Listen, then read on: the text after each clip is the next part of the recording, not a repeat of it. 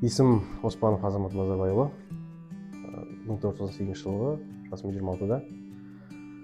Дуң тау-кен байыту комбинатына келгелі 4 жарым жылдан асты.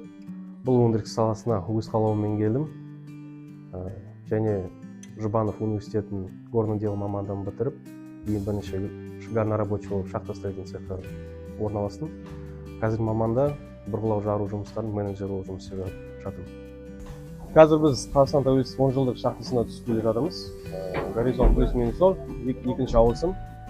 Қазір қауіпсіз техникаларын тексеріп, жұмыстарымызды бастаймыз. Қазір біз плюс-минус 0 горизонтын төңкеру жұмыс барысын бақылаймыз. Қазір бізде электровозымыз келіп тұр.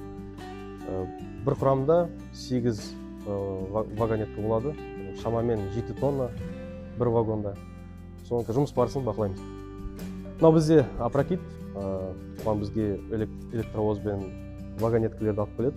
Оғылау барысында шыққан кен өнімдерін. Бұған бір вагонетканы аудару кем дегенде 5 минут құрайды. Вагонетканы түсірген жағдайда бірнеше астында процестер болады. Жоғарыға кен өнімдерін шығарып, ар жағына фабрикаға тасымалданады. Негізі ата-анам, ағаларым осы Дуң тау-кен байыту комбинатында еңбек етті, әлі де жұмыс істеп жатқандар бар. Солардың ізімен мен де осында келдім, үйдің кенжесі боламын.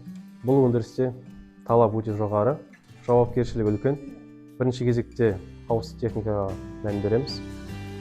Бұл жақта командамен бірлікте жұмыс жасауымыз керек. Шахталық кәсіпті таңдағаным өкінбеймін. Енді ары қарай жоспарларым бар. Осы өндірісте ары қарай дамуға, білім алуға, әр қызметте өзімді сынағым келеді. Шахтер мықтылардың кәсібі. Сол себепті жастарды осы салаға шақырамын. Келіңіздер, еңбек етіңіздер, бірге дамайық.